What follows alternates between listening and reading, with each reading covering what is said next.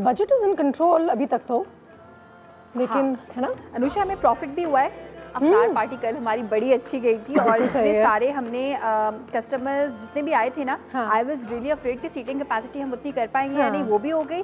और by the way ये जो हमारा लॉयल्टी कार्ड्स का नया मार्केटिंग स्ट्रेटजी है ना, it worked really worked and I think हमारी डील्स भी अच्छी चल रही हैं, सहरी की भी और इफ्तारी की भी रियली। बाकी में इफ्तार party was a lot of fun. बड़ा मजा आया यार, बड़ा मजा आया यार, बच्चों समेत और बड़ों को यार, ये तो रौनक लगी हुई थी मेरे बाहर पे। वैसे तुम्हारी ड्रिंक्स भी बड़ी मजे की थी, जबरदस्त। क्या बात कल अच्छा हो गया, अच्छा प्लान किया था हम लोगों ने, अच्छा प्लान किया था। वो प्लैटर शैटर सब मिल मिला के काफी अच्छा हो गया, अच्छा हो गया। और अनुषे खाने के मुझे फीडबैक भी बड़ा अच्छा मिला, क्योंकि ज़ाहिर है इतनी हमने मेहनत से वो सारा बनाया था menu, it was really nice. और दूसरी चीज़ ये कि अब देखो ना मंडे फिर आ गया, तो अब इस हफ्ते की बजटिंग कर लेते हैं, मेन्यू तैयार कर लेते हैं। तुम लोग अच्छा थोड़ा सा वो कल मैं तो कल तो अब बता नहीं सकता, थक गए थे सारे, आप लोग भी निकल गए थे। अभी मैंने सुबह में आके देखा थोड़ा सा डैमेज भी हुआ है, कोई 2-3 ग्लास भी टूटे हमारे। अब वो बच्चे इधर होता ही है, इसको भी तो मिसलेनियस बजट में डालना ही होगा, ग्लासेस तो टूटेंगे। वो आप देख लेना, मैंने हिसाब लगा लिया कि क्या कुछ मिसिंग है और क्या कुछ टूटा है, थोड़ा बहुत डैमेज हुआ है कल। हाँ ये भी देख रही थी, थोड़ी बहुत चीजें मिसिंग है, चले सही है, इतना तो हमने मार्जिन रखा था, सही है। ये मैं देख लूंगी और मैं तुम्हें बजट बना के नेक्स्ट वीक का फिर मैं तो अपना ख्याल रखिए। हाँ मैं कर लूंगी, सब्र कर। अस्सलाम बाजी। वालेकुम सलाम। ओह कोई तो ये पकड़ेगा बाजी। ओए मैं मर गई, ये पकड़ेगा। ओह बड़ी कोई स्टाइल में आई हो तुम बाजी, बाहर गर्मी है, हाय मैं मर गई, इतना बुरा हाल है तौबा। ओह बाजी मैं जो ना बस के चक्कर में खड़ी हुई थी, 2 बसें मेरे आगे थी। एक में मैं चढ़ने लगी तो उसने कहा जगह नहीं है, पराहट है, तो दूसरी वाली बस के पीछे भागी तो देखा उसमें भी लोग परे हुए थे। एक आदमी ना लटका हुआ था, मैंने उसको कहा भाईजान थोड़ा आगे हो ना, वो ऐसा आगे हुआ तड़ से नीचे गिर गया। बाजी उसके सर पे चोट लगी, मैं तो परेशान हो गई। मैंने कहा हाय अल्लाह मैं क्या करूँ, मेरी समझ नहीं आ रहा था। फिर मैंने फ़ोन करके ना एम्बुलेंस वाले को बुलाया, मैंने कहा भाईजान छेती यार देख भाईजान नीचे गिर गया। फिर वो आए, उन्होंने उसको आके पानी वाले छीटा विटा मारा, तो बाजी उसके यहाँ पे ना खून निकल रहा था। मुझे तुम्हारी हालत भी इतनी बुरी लग रही है। बाजी मेरे से तो आज मेकअप भी नहीं हो रहा था, मैंने कहा मैं नहीं करती थी गर्मी में मेकअप। बाजी हाथ हो गई है, वैसे गर्मी बहुत ज्यादा है। फिर वो बंदा ठीक है लेकिन बाजी? हाँ माशाल्लाह अभी शुक्र वो ठीक ही था। जिस तरह मैंने उसको पानी वानी पिला रहे थे, उसका बेचारे का रोजा टूट गया। लेकिन बाजी अभी क्या करे, हीट स्ट्रोक हो रहा है तो क्या कर सकते हैं। आज तो बल्कि वो आज और कल जैसे मैं शॉर्ट कोर्स ले रहा हूँ, वो तो उन्होंने छुट्टी दे दी आज के दिन में और कल के दिन में। हाँ एग्जाम्स भी जो है पोस्टपोन हो गए। और बिजली तो वैसे बिजली को हैट्स ऑफ, बिजली और बिजली जैसे सारे लोग, अनुषा जो कि पब्लिक बस में ट्रैवल करके आते हैं, हम लोग तो फिर भी हमें इतना एहसास नहीं होता। बिल्कुल बाजी रिश्के वाले तो मान ही नहीं, 400-500 रुपए रिश्के वाले मांग रहे हैं। वो कह रहे हैं कि ना, मैंने कहा बहन भाई मैं इतनी गरीब हूँ, मैं कहाँ से दूंगी, तो 400-500 रुपए कह रहे हैं। नहीं 400-500 बाजी, मतलब रमजान के दिनों में भी उनको रहम नहीं आ रहा। मैं फिर कह रही थी अगर उनको रहम नहीं आ रहा तो कम से कम आप ही रहम कर ले, मुझे एक स्कूटी दिला दे भाई। अच्छा मुझे ये बताओ, तुमने अपने आप पे कितना रहम किया है? तुमने सहरी में क्या खाया था? हाँ वैसे भी हाँ मैंने सहरी देखे, मैंने ना आज बगैर सहरी का रोजा रखा है। बगैर सहरी का रोजा रख लिया तुमने? बाजी लाइट नहीं थी मेरे घर में, लाइट नहीं, पानी नहीं, ऊपर से जब थोड़ी सी लाइट आई है तो मैं पकाने के लिए खड़ी हुई तो पता चला गैस चली गई। बाजी गैस भी नहीं है, बताए बंदा क्या करे। अरे बिजली देखो ये बात तो है। अब देखो इलेक्ट्रिसिटी में हम कुछ नहीं कर सकते हैं, मुझसे कुछ नहीं कर सकते, सिर्फ कह सकते हैं, कोई फायदा नहीं है, ठीक है। तुम्हारे पास बिजली नहीं थी, तुम कुछ ऐसी चीजें खा लेती, तुम सेब खा लेती, तुम बनाना खा लेती, तुम दही खा लेती। बताओ सेब और बनाना कैसी बातें कर रही हैं बाजी। बनाना 200 रुपए दर्जन, सेब 250 रुपए दर्जन। दही तो खा सकती थी ना। एक चीज दही बाजी ताई मिल ही नहीं रहा। मजे की बात ये देखें आप, तुम्हें मैं एक मजे की चीज बताती हूँ। हाँ रोज हम इतनी यहाँ पे बातें करते हैं, जान है तो जहान है ये और वो, और फिर हम खुद ही उन चीज़ों पर नहीं पूरी तरीके से। अच्छा जान है तो जहान है में मैं सोच भी रही थी कि कुछ ऐसी चीज़ के बारे में बात करूँ अनुषा जो हीट स्ट्रोक से रिलेटेड भी हो। पानी के बारे में हमने बात कर दी। पता है दही को तुम खरीदने का सबसे आसान तरीका क्या है? जैसे हम कहते हैं कि जी खुला दही खरीदो, सस्ता भी है, अच्छा भी है, लेकिन अगर आप मेडिकली देखें तो खुले दही से कहीं ज़्यादा बेहतर वो बॉक्स वाला दही और किसी अच्छी कंपनी का। तो हाँ बिजली जो तुम कह रही थी ना कि बाजी आप मेरे लिए आप हम मुझे ये दें मुझे वो दें, तो मैं तुम्हें बहुत सारे दही के बॉक्सेस दूंगी और ये फिर हमारी रिस्पॉन्सिबिलिटी होगी। ज़्यादा बेहतर है। एग्जैक्टली। अच्छा होता क्या है, हाँ बिल्कुल पहली दफा सुना है मैंने। नहीं बेसिकली जितनी सबसे बड़ी बात यह है कि जितनी अच्छी जितनी बड़ी कंपनी होगी उस तरह से वो उसको उतने अच्छे प्रोसेस से गुजारेंगे, ठीक है। अच्छा दही में विटामिन डी नेचुरली नहीं होता। ठीक है। जब आप कहते हैं प्रोबायोटिक तो इसका मतलब होता है कि वो चीज़ें उसमें ऐड की गई हैं, ठीक है।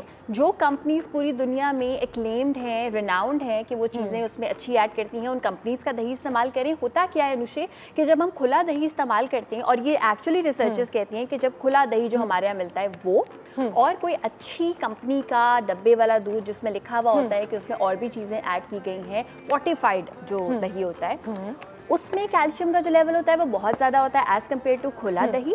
दूसरी बात ये कि खुला दही ख़राब जल्दी हो जाता है। खुले दही में एक और बड़ा मसला होता है सैल्मोनेला का, और ई कोलाई के नाम से एक और बैक्टीरिया होता है।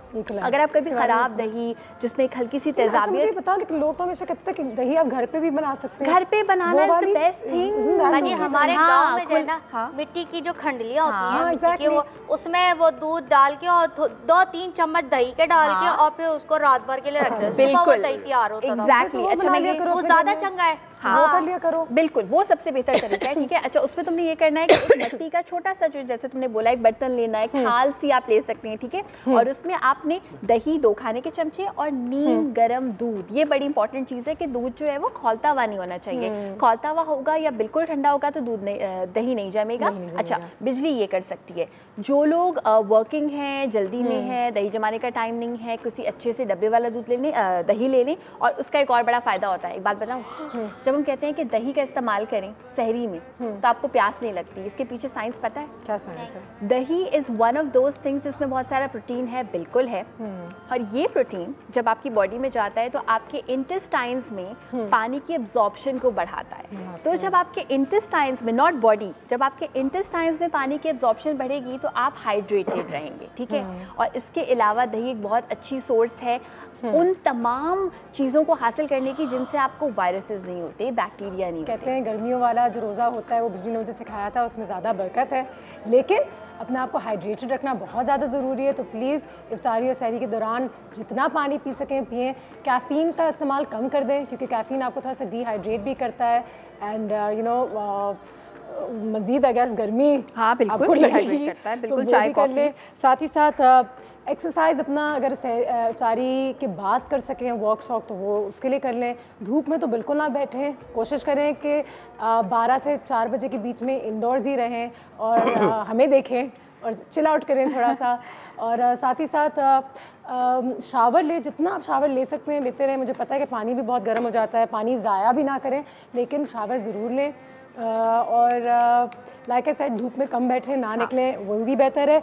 और जहाँ भी घर में हवा आती हो, वेस्ट ओपन हो थोड़ा सा या वेंटिलेटेड हो, पंखे हो, कूलर हो, ह्यूमिडिफायर हो, ये तमाम चीज़ें बहुत काम करती हैं। Keep the temperature a little cool, छाँव हो, शेड हो, तो वो ज़रूर सारा काम जो है वो अपने कर ले रहे। और कहते हैं कि जितना आप वेजिटेबल फ्रूट्स का इस्तेमाल कर सकें वो भी करें और फ्रेश जूसेस। एग्जैक्टली ये कोल्ड ड्रिंक्स वगैरह तो फ्रेश जूसेस का इस्तेमाल करें। पानी इज़ द बेस्ट थिंग। मैं तो कहती हूँ कि फ्रेश जूसेस भी क्योंकि बोलना बड़ा आसान है अनुषा, और अफ्तारी की इतनी सारी चीज़ें हो रही है तो उससे जूस निकालना थोड़ा मुश्किल है। पानी पिए एंड तरबूज का सीज़न है, तरबूज खाएँ, फ्रूट्स खाएँ, सब्जियाँ खाएँ, वो तमाम सब्जियाँ, वो तमाम फ्रूट्स खाएँ जिसमें बहुत सारा पानी है, हाइड्रेटेड भी फील करेंगे। मिर्च मसाले वाली चीज़ें कम खाएँ और नमक का इस्तेमाल इस सीजन में थोड़ा सा कम कर दें। वाटर रिटेंशन होगी, वाटर रिटेंशन होती है, आपको लगता है आपको पानी पीने की जरूरत नहीं है लेकिन फिर भी आप डिहाइड्रेटेड होते हैं। एग्जैक्टली। तो पानी is the best thing, trust me, जैसे कल भी बताया था। और इसके साथ साथ जो है फ्रूट्स और वेजिटेबल्स।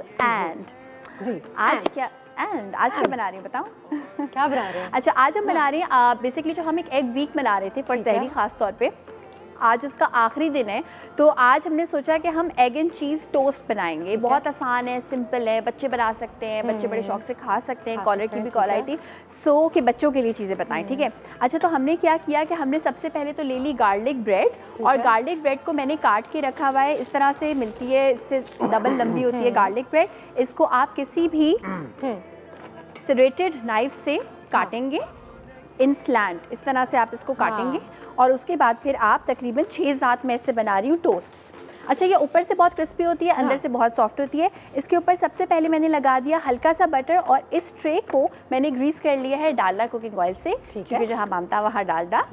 और अब हम करेंगे ये कि हम इस पर पहली लेयर लगाएंगे ऑफ क्रीम चीज़, ठीक है, क्योंकि इसमें चीज़ भी हम ऐड कर रहे हैं, अंडा भी ऐड कर रहे हैं, और इसमें 2 किस्म की अनुषी चीज़ ऐड होगी। एक तो क्रीम चीज़ और ऊपर से हम ऐड करेंगे इसमें mozzarella cheese.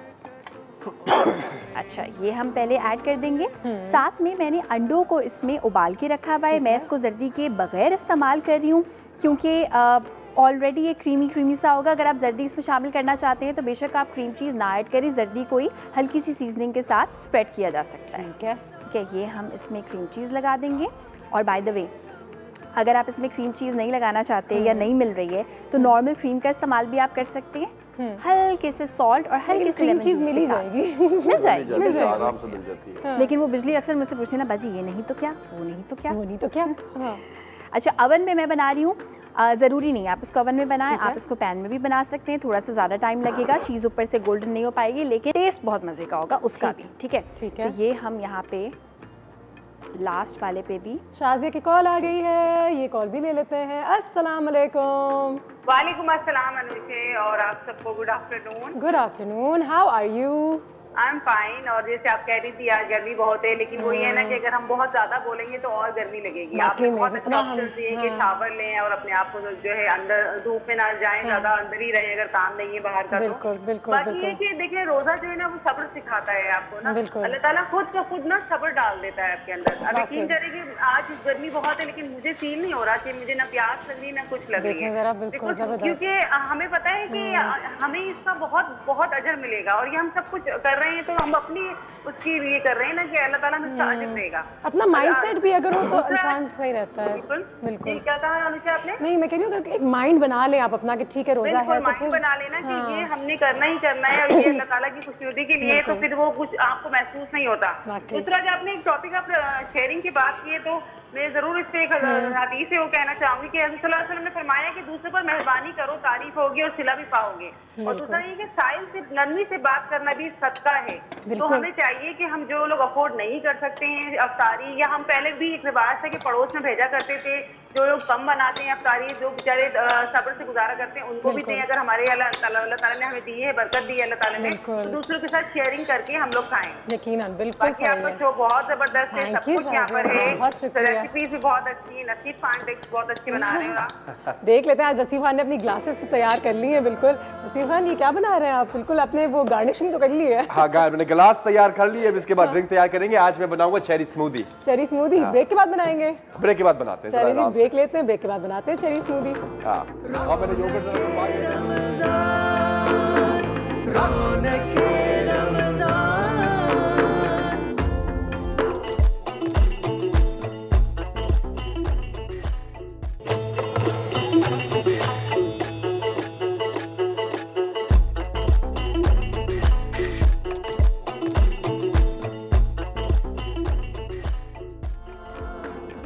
Welcome back. Ayesha जो है अपनी रेसिपी हमें यहाँ पे बता रही हैं, साथ ही साथ हमने बेक करने के लिए तो रख दिया है टोस्ट को।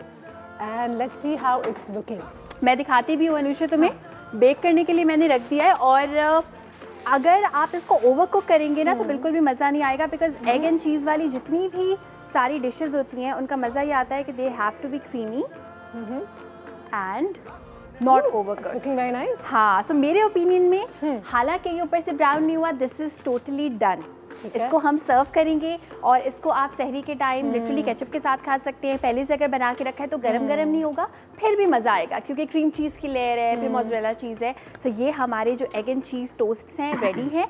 अगर गार्लिक ब्रेड ना हो कोई बात नहीं, नॉर्मल ब्रेड के स्लाइस पे भी आप इसको बना सकते हैं। ज़बरदस्त। ठीक है जी, तैयार होगी है हमारी डिश यहाँ पे। और जितने हमारे व्यूअर्स हैं, कॉलर्स हैं, ऑडियंस हैं, उनको हमेशा कहते रहते हैं कि कुछ ना कुछ डिफरेंट ज़रूर बना रहे होते हैं कि आपको भी एक अंदाज़ा हो जाए दैट आई थिंक हमेशा हम सिंप्लिसिटी की इतनी बात करते हैं, तो इंस्टेड ऑफ अ दस्तरखान अगर दो चार चीज़ें हो लेकिन एक कोई अनयूजुअल सी चीज़ हो, नई चीज़ हो, so it's good enough. It's good enough. And पहला हफ्ता चलो बनता है हमारा, लेकिन उसके बाद तो हम सब भी रिलैक्स हो जाते हैं। आयशा की कॉल भी आ गई मुल्तान से। अस्सलाम वालेकुम। वालेकुम सलाम। कैसी हैं प्यारी सी अनुषा? अल्लाह का शुक्र, बिल्कुल ठीक। आप कैसी हैं? मैं बिल्कुल ठीक हूँ, और जो है आपका शो देख रहे हैं और ज़बरदस्त शो होता है आपका। और आपको आज 5वां रोज़ा बहुत मुबारक। आपको भी मुबारक हो। मुझे पता है गर्मी के क्या हालात हैं मुल्तान में? गर्मी यहाँ पर अभी इतनी नहीं है, वैसे शुरू हो जाती है अमूमन यहाँ पर, लेकिन ये है कि यहाँ पर अभी सुबह में भी हल्की हल्की बारिश हुई है, तो बड़ा अच्छा मौसम हुआ है। चले जी, एंजॉय करें, एंजॉय करें। बिल्कुल। लेकिन कराची के हालात सुनकर होता है, अल्लाह करे वहाँ भी बहुत अच्छा मौसम हो जाए और आप लोगों के पास भी ठंडी हवाएं आ जाएं। जी, और जो है आयशा ने भी बहुत अच्छी डिश बनाई है, और नसीब खान तो रोज ही बहुत अच्छी कोई ना कोई ड्रिंक बनाते हैं। बिल्कुल तो बिल्कुल, और हम लोग ट्राई भी करते हैं। बिल्कुल, ये अच्छी बात है। बस आप लोग ट्राई करें, ये हमारे लिए बड़ा ज़रूरी है, क्योंकि इतना सिखाते हैं तो फिर कुछ ना कुछ ट्राई ज़रूर हो। बहुत नहीं, वाकई में बहुत अच्छी चीज़ें लेकर आते हैं हमारे लिए, तो इनका भी मैं शुक्रिया अदा करना चाहूँगी। बहुत शुक्रिया, गॉड ब्लेस यू आयशा, बहुत बहुत शुक्रिया आपकी कॉल का। साथ ही साथ आ जाते हैं भाई नसीब खान की तरफ। नसीब खान कब से अपने ग्लासेस तैयार करके खड़े हुए हो, तो कुछ मना ही लो फिर। बस सिंगे जी व्यूअर्स सारे, आज नसीब खान तैयार करेगा आपके लिए चेरी स्मूदी। ठीक है। तो हम लोग अभी पूरे हफ्ते, पिछले हफ्ते भी हम स्मूदीज बनाते रहे मुख्तलिफ किस्म के। उम्मीद करता हूँ कि आपने कोई साथ में से कोई 2 तो बनाए होंगे, पिए होंगे, कुछ एंजॉय किए होंगे। तो आज हम चेरी स्मूदी बनाएंगे। इसके लिए जो मैंने तैयारी की है, वो हम लोगों ने पहले चेरी निकाली, उसको उसमें से सारे सीड्स निकाल के उसका फल निकाला है। 100 ग्राम चेरी के, सबसे अच्छी वाली चेरी आपको मिलती है वो। उसको हम डालेंगे अपनी इस जादू वाली मशीन में। वाओ। और फिर हमने लिया है 1 कप योगर्ट का। वो योगर्ट अभी बिजली को नहीं दिखाना, वो सुबह से कंप्लेन कर रही थी, उसको मिलती नहीं है, तो ये मैंने छुपा के रखा हुआ था। तो हम योगर्ट डालेंगे इसमें, 100 ग्राम योगर्ट का। दही टूट होकर आ रही है, गर्मी लग रही है, फिर गायब। हाँ, वो बस गायब, उसको गायब करते हैं। और हम इसमें बर्फ डालेंगे, जरा ठंडा ठंडा बनेगा। रेसिपी कार्ड जो है वो स्क्रीन के आगे आपके चल रहा है, तो बिल्कुल नोट कर लीजिए। समझ नहीं आए तो रेसिपी को भी दे के इसकी स्क्रीनशॉट ले लो, अपने फोन से शॉट ले लो और देखो कैसे बना रहे हैं। तो बनाओ अपनी इफ्तारी पे, पियो, एंजॉय करो। लो जी, इसकी सारी चीजें तैयार हो गई है। अब हम इस जादू की मशीन को लॉक करेंगे ऐसे करके। 1 2 3। अच्छा, और चेरीज जो है ना अनुषे, अभी वो सीजन में भी हैं, तो जब सीजन में हो तब तक आप क्या करें, चेरी की प्यूरेज ही बना लें और उसके सीड्स हटा के फिर वो इस्तेमाल कर लें बजाय कैन वाले के, है ना। जबरदस्त, दैट्स गुड एडवाइस। बड़ी अच्छी एडवाइस दी आयशा ने भाई। कह रही है कि चेरीज को ऑलरेडी खरीद के रख लें और फिर उसका एक प्यूरे बना लें, तो वो आपको लंबे अरसे चल जाएगा, फिर आपको कैन चीज़ें लेने की ज़रूरत नहीं है। बिल्कुल, लोग करते हैं, आम के साथ भी करते हैं, मैंगोज को भी फ्रीज किया जा सकता है। जब तक नसीब खान अपनी ड्रिंक पूरी कर ले। नसीब खान, इसमें थोड़ा सा पानी डाल दो, मुझे लग रहा है। सॉरी, पानी थोड़ा सा डाल लेता हूँ मैं, लेकिन अभी उसको पहले क्रीम बना लूँ। ठीक है जी। ऑलराइट, साथ ही साथ हमारे पास कुछ मैसेजेस भी आ गई हैं, वो मैसेजेस भी आपके आगे पढ़ लेते हैं। आप बात कर लो, ये बेचारा आज बहुत शोर मचा रहा है, इसको रोजा लग रहा है। उसको थोड़ा रेस्ट दे देते हैं। इसको लगता है रोजा लग रहा है। तो मैं अपने मैसेजेस पढ़ लेती हूँ जो हमारे फेसबुक पे हमारे पास आती रहती हैं। जोहा अली है कराची से, सलाम अनुषे, मुझे आप और आपका शो बहुत पसंद है। मैं गाती बहुत अच्छा हूँ, मुझे आपके शो पर शोकेस करें तो बिल्कुल अपनी वीडियो भेजें और हमारे शहर आएँ। अगर आप हैं यहाँ पे फेसबुक पे इनबॉक्स करें, हम आपकी वीडियो चला भी सकते हैं। Our team will get in touch with you. तो बिल्कुल। अब्दुल वहाब साहब हैं क्वेटा से, नसीब खान आप कैफे की जान हो, टैलेंट आप पर ख़त्म है। मेहरबानी यार, तुम्हारे लिए भी नसीब खान का प्यार जान कुर्बान है। इसमें तो तुम्हारा गाना चला देना चाहिए। चलाना चाहिए, बस अभी ये महीना खत्म हो जाए, फिर देखना नसीब खान वापस सारे गाने लेकर आएगा। उन्जिला नईम हैं लाहौर से, रमज़ान मुबारक। शेफ आयशा, मैंने कल आपके स्पेशल मूंग चाट की रेसिपी ट्राई की, घर में सबका दिल जीत लिया। अरे वाह, thank you so much. Mariam Shiraz, I really like your improv game वाला सेगमेंट, क्या सीन है बाय नसीब खान एंड जुगाड़ू भाई ही है। हंस हंस कर मेरे पेट में दर्द हो जाता है। हाँ जी, कल तो नसीब खान के पेट में भी दर्द हो गया था। मैं बुरा जोक मारूं, पेट में दर्द है तो दही खाने से वो भी सही हो जाएगा। या अल्लाह, एक सेकंड चुल्लू भर वो किधर है? वो ब्लेंडर में डुबकी मार लें आप। एमन अतीक है, मुझे होम डेकोरेशन का क्रेज़ की हद तक शौक है। मेरा favourite segment go with the flow है। It's a nice segment, it's a very nice segment. Sania Sohail हैं इस्लामाबाद से, शेफ़ शाय मेरी शादी को कुछ महीने हुए हैं और मैंने खाना बनाना आप ही से सीखा है। मुझे आपसे बिरयानी की फरमाइश करनी है। चले जी, जब शेफ़ शाय आएंगी बिल्कुल बताएंगे। ईद के करीब बिरयानी बना सकती हैं वो, बिल्कुल। नम नम नम नम, ठीक है। हुमैरा खान है कराची से, best show in Ramzan across all channels. Thank you so much, बहुत शुक्रिया। निम्रा, रमज़ान बहुत मुबारक हो। मुझे आपका ब्यूटी ऑफ सदका टॉपिक बहुत अच्छा लगा था। That was a very good topic, उसको काफ़ी डिटेल में हमने डिस्कस किया था। अर्शा खालिद ने बहुत तफसील से बताया था, बिल्कुल सही। सना साद हैं लाहौर से, अनुषे प्लीज़ कोई डिज़ाइनर रिलेटेड शो करें, I really want to know latest fashions. वो हम करने, आई थिंक सेकंड वीक तक फिर ईद का वो क्रेज़ शुरू हो जाता है। आई थिंक पहले हफ्ते तुम चाह रहे थे कि ज़रा उसको सोबर ही रखें और जो रमज़ान की असल जो एक फ़ील है उसको ज़रा ईद के करीब हम करेंगे। ईद के करीब तो ज़रूर फिर वो फैशन वगैरह। ज़ारा अब्बास पेशावर से हैं, बिजली आपके शो की रौनक है, मुझे उनकी एक्टिंग बहुत नेचुरल लगती है। वो एक्टिंग नहीं है, वो बिजली वाकई है। मेरी ख्वाहिश है कि मैं उनसे मिलूं, क्या वो रियल लाइफ में भी कि ऐसी हैं? जी वो ऐसी हैं। वैसे रियल लाइफ में तो झटके आते हैं, बड़ी सोबर भी हैं अक्सर उनको। सोबर है, फिर एक झटका आता है, फिर कुछ करती हैं, फिर सोबर हो जाती हैं, फिर सोबर झटका आता है, फिर सोबर हो जाती हैं। हम सभी ऐसे हैं रियल लाइफ में, ऊपर नीचे सबके साथ होते रहता है। और नसीब खान की यहाँ पे ड्रिंक जो है, स्मूदी जो है तैयार हो गई है, बस तैयार हो रही है। अभी मैं इस पे अच्छी अच्छी दुआएं फूंक रहा हूँ ताकि जो पीने वाला है उसको जिंदगी में उसके आसानी आए, खुशी आए, सब्र आए। ज़बरदस्त, माशाल्लाह। ब्रेक लेंगे हम, ब्रेक के बाद वापस भी आएंगे, जाहिर सी बात है, और हमारे कुछ गेस्ट्स हैं जो हमें ज्वाइन करेंगे, अच्छी अच्छी बातों का जो सिलसिला है वो जारी रखेंगे।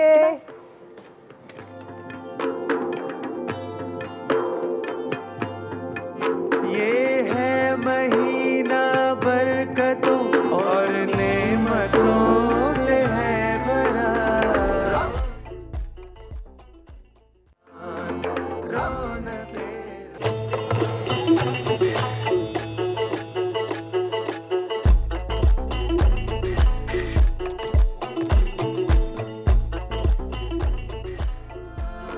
And welcome back. जैसे कि आप सब जानते हैं, रमज़ान का जो 5वां दिन है आज हमारे साथ, आप लोग तो मौजूद ही हैं। बहुत सारी बातें हो रही थी, शेयरिंग पे काफ़ी बात हो रही थी।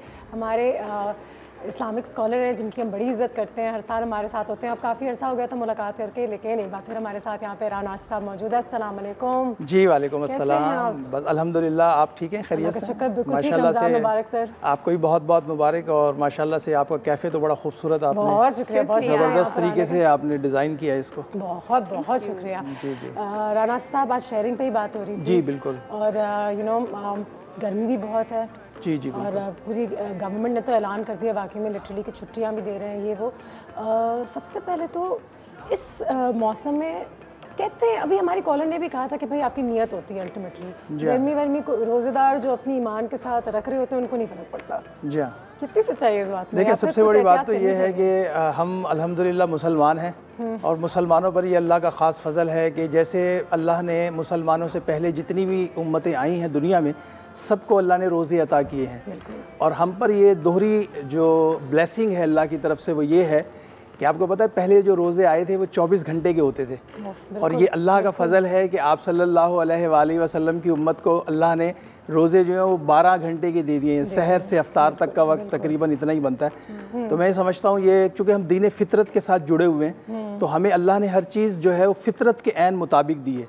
और जहाँ तक आप गर्मी की बात कर रही हैं, गर्मी यकीनी तौर पर बहुत ज़्यादा है, और शहरियों को अवेयरनेस देने की बेहद ज़रूरत है। इसमें मीडिया चैनल्स अपना किरदार अदा कर सकते हैं, और सिविल सोसाइटी भी अपना किरदार अदा कर सकती है। हम लोगों ने भी इस हवाले से अवेयरनेस के लिए मुहिम चलाई, बहुत सारी सिविल सोसाइटी के साथ मिलकर। इसके लिए बेहतरीन तरीका ये है कि अगर निकलना भी ज़रूरी है, क्योंकि आप ज़रूरियात ज़िंदगी के मामलात भी चलाने हैं, तो इसमें सबसे अहम चीज़ तो एक तो पानी की बोतल कम से कम साथ रखें, तौलिया रखें साथ, सर को ढाँप के रखें, क्योंकि सबसे ज़्यादा जो गर्मी का असर है वो पहले सर पर सबसे ज़्यादा होता है, और इसे हीट स्ट्रोक भी कहा जा रहा है। वो बुनियादी तौर पर 2015 में जिस तरीके से हमने देखा कि हज़ारों लोग कराची के अंदर, एक बहुत बड़ा इंसानी अलमिया था वो, और अवेयरनेस ना होने की वजह से बेशुमार लोग अपनी जानें खो गए। तो मैं समझता हूँ कि इस हीट स्ट्रोक से, जी बिल्कुल, और ये बड़ी ईमान की बात है। देखें, मैंने कई लोग ऐसे देखे जो रोज़े की हालत में थे और इतनी बुरी कंडीशन, लेकिन उन्होंने रोज़ा नहीं तोड़ा। तो ये बहुत बड़ी एक, मैं समझता हूँ कि अल्लाह की और बंदे की दरमियान एक ताल्लुक़ और एक निस्बत है। तो हीट स्ट्रोक से बचने के लिए बेहतरीन तरीका तो ये है कि तौलिया गीला करके जो है सर पे भी रखें, चेहरे पर भी पानी जो है वो आप इस्तेमाल करें, तो इससे बचा जा सकता है, कोई ऐसा मसला नहीं। अच्छा, और शेयरिंग अनुषे, हम शेयरिंग की भी बात करें, प्लस गर्मी भी है। जैसे अभी हमने कहा कि हमें पानी की बोतल्स देनी चाहिए। एक बार बहुत लोग बांटते रहते हैं, हम जिस इलाके में रहते हैं वहाँ पे तो शाम के बाद आप देख रहे होते हैं लोग पानी भी जी, पानी के कूलर्स लगे हुए हैं शहर में इस वक्त कराची में। मुख्तलिफ मकामात पर मुख्तलिफ सिविल सोसाइटी की तरफ से पानी के ठंडे कूलर भी लगाए गए हैं, और ये बहुत अच्छी रिवायात हैं जो हमारे शहर में हो रही हैं, और मैं समझता हूँ इनको फ़रोग देने की ज़रूरत है, आगे बढ़ाना चाहिए इनको। अच्छा, एक चीज़ मैंने बाहर देखी थी ऐसा, जो हम यहाँ पे नहीं देखते। हमें हमेशा लगता है कि छतरी का इस्तेमाल सिर्फ बारिश में होता है, लेकिन छतरी का इस्तेमाल छाँव के लिए भी होता है। बिल्कुल होता है। और यहाँ पे लोगों को हंसी आती है जब बारिश नहीं हो रही, लोग छतरी, लेकिन धूप से बचाव के लिए बहुत अच्छा है, शेड। आप बाहर काम कर रहे हैं, कहीं वॉक कर रहे हैं, लंबा आपको वॉक करना है, बस तक जाना है, आना है, तो आप छतरी का इस्तेमाल कर लें। बिल्कुल, लेकिन लोगों को लगता है वो सिर्फ बारिश के लिए। अच्छा, तुम ये कह रही हो ना कि छतरी एक इनकी बात हो रही है, एक नई छतरी आई है पिछले दिनों में देख रहा था जी, उसमें पंखा भी लगा हुआ और हल्का सा आबशार भी है उसमें, तो वो इस हीट स्ट्रोक के लिए बहुत बड़ी चीज़ है, बहुत अच्छी चीज़ है जी हाँ बिल्कुल। और मुझे तो लगता है कि हमें अपनी मेट्स को या अपनी डोमेस्टिक हेल्प को, वो लोग जो कि ऐसे पब्लिक ट्रांसपोर्ट में सफर करते हैं, उनको एज ए गिफ्ट भी देना चाहिए। बाइक तो नहीं दे सकेंगे शायद, उसको छतरी दे देते हैं, खुश हो जाएगी। अम्ब्रेला एक मिसेस फारूक की कॉल आ गई, मियां वाली से कॉल लेते हैं। अस्सलाम वालेकुम। वालेकुम अस्सलाम, कैसे हैं आप सर? अल्लाह का शुक्र, बिल्कुल ठीक। आप बताइए क्या हाल है? अल्लाह का शुक्र है, बिल्कुल ठीक। तमाम लोगों को अस्सलाम वालेकुम। वालेकुम अस्सलाम। कैसे हैं आप सर? ठीक हैं जी अल्हम्दुलिल्लाह। जी अनुषा, आपका शो बहुत अच्छा होता है, फुल ऑफ इंफॉर्मेटिव। और ये कि मैं ये कहना चाहूँगी, जैसे आज का टॉपिक आपका है शेयरिंग का। हमारी माएँ, दादियाँ, नानियाँ ये आपस में जब अपने पड़ोस में एक दूसरे को चीज़ें बनाकर भेजा करती थी, उससे आपस में बहुत मोहब्बत होती थी। चाहे वो नेबर्स होते थे, चाहे अपने रिश्तेदार होते थे, उनको भेजते थे। लेकिन अब ये शेयरिंग जो है वो एक सिर्फ तस्वीरी हद तक हो गया है, क्योंकि लोग जो चीज़ अपने घर में बनाते हैं शायद उसको बढ़ा चढ़ा के जो है ना वो लोगों को शेयर कर रहे होते हैं कि हमने ये बनाया, यानी आज का मेरा ये मेन्यू था, मैंने आज ये बनाया, यूँ किया। तो ये बहुत गलत है। मैं इनसे ये पूछना चाहूँगी, जितना हमारे हुजूर सल्लल्लाहु अलैहि वसल्लम ने मना किया था कि आप अगर अपने घर में कोई चीज़ बनाते हैं तो उसको मतलब छुपा के डिस्पोज ऑफ करना चाहिए, किस तरह करना चाहिए, यानी कि इतना उस वक्त हमें बता दिया गया था, जो आज हम पर इम्प्लीमेंट होना चाहिए कि हम बजाय इसके कि हम दूसरों के साथ शेयर करें, हम तस्वीरी हद तक सिर्फ रह गए हैं। हम अगर कहीं आउटिंग पे भी जाते हैं, वहाँ का बता रहे होते हैं, हम फलां रेस्टोरेंट में गए हैं, फलां हमने पिकनिक की है, फलां जगह गए हैं, या चीज़ें बनाते हैं, तो उसे तस्वीरी हद तक हमने रख लिया कि फेसबुक पर या व्हाट्सएप पर स्टेटस में डाला होता है। तो मुझे ये थोड़ा सा बहुत दिल को बुरा लगता है कि हम उन लोगों को जो नहीं बना सकते, हम वो लोग तो मतलब हम भी उसमें शामिल नहीं है कि हम बहुत ज़्यादा अफोर्ड कर सकें। अल्लाह ताला ने बहुत हद तक हमें सबको दिया हुआ है। और मैं ये भी कहना चाहती हूँ कि जब हम बाहर निकलें तो अपने साथ एक पानी की बोतल एक एक्स्ट्रा भी रख लें, और कुछ खाने पीने की चीज़ें, खजूरें, कुछ एप्पल, कुछ बनाना, कुछ फ्रूट थोड़ा सा अपने साथ साथ दूसरों के लिए भी लेकर निकले। ये शेयरिंग भी सफरी हद तक हमें होनी चाहिए। बिल्कुल सही है, बिल्कुल सही है। थैंक यू सो मच, बड़ी अच्छी बात। जी जी, बड़ी अहम बात की उन्होंने, और मैं समझता हूँ कि नब्ज़ की बात है कि हमें ये चीज़ समझ लेनी चाहिए कि चीज़ें बांटने से बढ़ती हैं। हमारे यहाँ तो उल्टा तसव्वुर आ गया कि हम चीज़ें अपने तक ही महदूद रखते हैं, आगे नहीं बढ़ाते, जबकि हमारा दीन तो हमें ये भी कह रहा है कि अगर आप किसी को एक कोई खजूर दे रहे हैं तो अल्लाह आपको 10 गुना बढ़ा के उसको लौटा देते हैं। तो बुनियादी तौर पर ये जो रविश हमारी सोसाइटी में बढ़ रही है, मुझे अच्छी तरह से याद है जब हम छोटे से होते थे तो अम्मी अगर कोई सालन बनाती थी तो पड़ोसी के घर में लाजमी जाता था, और अब वो चीज़ें बिल्कुल जो है वो जी बिल्कुल, अब ये चीज़ें हमारे यहाँ बिल्कुल ख़त्म होती जा रही हैं। हम सेल्फिश होते जा रहे हैं, हमारा मुआशरा जो है वो बेहिसी का शिकार हो रहा है। तो मैं समझता हूँ कि हमें दीन की तरफ लौटना होगा। नबी पाक सल्लल्लाहु अलैहि वसल्लम ने ख़ुद फरमाया कि अगर तुम घर में अगर कोई सालन बनाते हो तो उसमें 1 गिलास पानी डाल दो, कि वो ताकि आप किसी को, पड़ोसी को भी दे सकें, किसी ज़रूरतमंद को भी दे सकें। तो इस्लाम ने तो बुनियादी तौर पर शेयरिंग ही सिखाई है, रवादारी सिखाई है, बांटना सिखाया है। आप देखें ना, हज़रत बीबी फ़ातिमा जो है रोज़े की हालत में है और घर के अंदर एक रोटी है और हसन और हुसैन भी बैठे हुए हैं, और दरवाजे पर दस्तक होती है और बाहर से आवाज़ आती है कि अल्लाह के नाम पर भूखे को खाना खिला दें, तो आप अपनी रोटी वो उठाकर उस फ़कीर को भिजवा देती है और ख़ुद पानी से खोल लेती है। तो ये जो ब्लेसिंग है शेयरिंग की, हमें इसकी तरफ लौटना है, और रमज़ान का यही पैगाम है कि हम इसकी तरफ। Great month to start this. तो आप हमें एक मोटिवेशनल टॉक देंगे आज हमारे प्लेटफॉर्म एरिया पे? जी जी बिल्कुल बिल्कुल, ज़बरदस्त। बिस्मिल्लाहिर्रहमानिर्रहीम, अस्सलामु अलैकुम वरहमतुल्लाहि वबरकातुहू। रमज़ानुल मुबारक की ये कीमती घड़ियाँ इस वक्त बड़ी तेज़ी से आगे बढ़ रही हैं और आज 5वां रोज़ा है और शेयरिंग पर बात करने का जो है आज मौजू है। तो बुनियादी तौर पर मोअज़्ज़िज़ नाज़रीन कराम, इंसान अगर अपनी ज़िंदगी की तरफ देखता है तो उसकी ज़िंदगी में अगर ये रवादारी और शेयरिंग ना हो तो आप यकीन जानिए वो हैवानियत की तरफ चला जाता है। और जब हम इस्लाम के इन सुनहरे असूलों की तरफ देखते हैं कि जहाँ पर ये तसव्वुर दिया गया है इंसान को कि चीज़ें बांटने से बढ़ती हैं, लेकिन आज हमारा मुआशरा जो है वो किस जानिब गामज़न है कि आज हमने अपनी खुशियों और नेमतों को अपने तक महदूद कर लिया है। लेकिन इस दुनिया में ऐसे बहुत सारे लोग आए हैं जिन्होंने अपनी कुर्बानी से, रवादारी से, शेयरिंग से ना सिर्फ इस दुनिया के अमन को बढ़ाया है बल्कि मोहब्बतों के चिराग जलाते हुए वो आज रोशन लोगों में शुमार किए जा रहे हैं। मेरे जहन में भी एक शख्स का नाम आया जो एक जापानी साइंसदान हैं, यूशे इस्मी।